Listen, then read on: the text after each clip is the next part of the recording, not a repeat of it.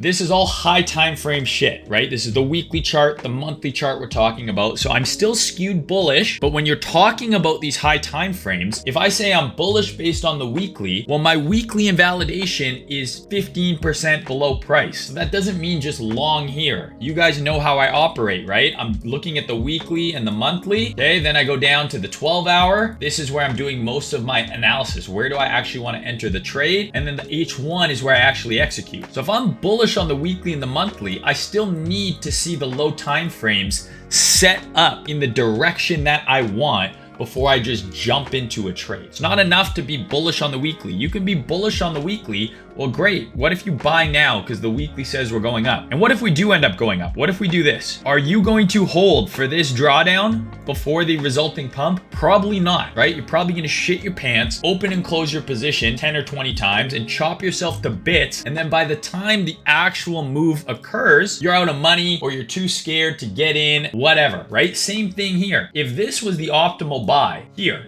and you're like, I'm bullish on the weekly, but you bought here. How many people do you think bought 30K, held all the way down to 25, and now we're back at break even or in profit? Very few, very few. So as much as I'm bullish based on those reasons, I'm not just longing here. I would like to long based on the weekly lower. 27 to 28K is where I would like to look to long based on the weekly chart with a very clear invalidation down there. So you could literally say, okay, I'm gonna place an order here. My stop is here and my target is, let's say 35K. Even that risk reward is not amazing. 2R, I would say, okay, if I want to long this breaker, rather than just long and put my stop down here, I will then go on the low time frame and in this breaker, right, I want to look on the H12. I want to look on the H1 and I want to see some evidence that the bulls are actually trying to step in. So I know I get a lot of shit sometimes when people say, oh, look, the box is so big, it takes up half the screen. Fuck those people, first of all. But second, like to me, it's the same as the up or down bro, right? If they're like, oh, the box is so big, right? The box is so big, of course it's gonna bounce from that huge box. It's 20% wide. To me, that's the same as someone who's saying, so you can go up or down. It's all about context. I am saying it can go up or down, but I need certain things to happen, if this, then that, scenarios to occur for me to determine if I want to long or short, if I want to bet on it going up or down. And the same thing applies here. I'm not just buying the big box. I'm using it as an area to frame my bias. Within this large box, I'm looking for reasons to get bullish on the lower time frames. And if I do not see those reasons,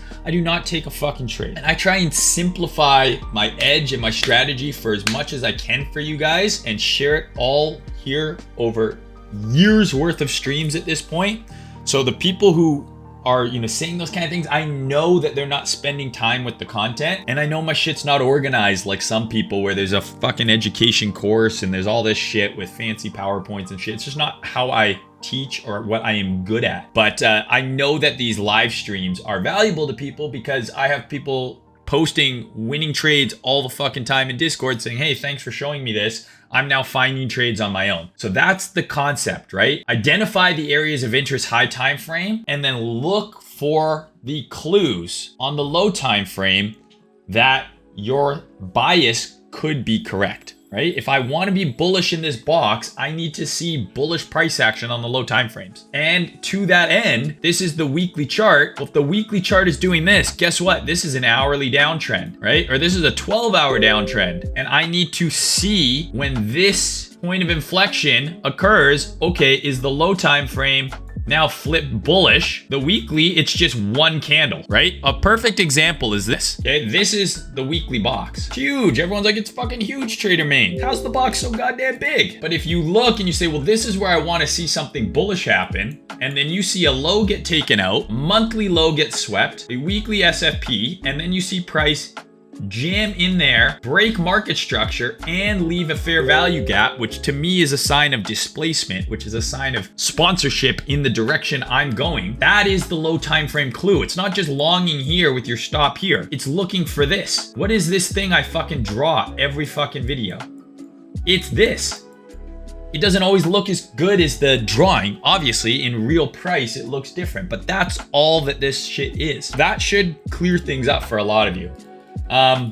Hopefully. And if it doesn't, well, too fucking bad. I'm just kidding.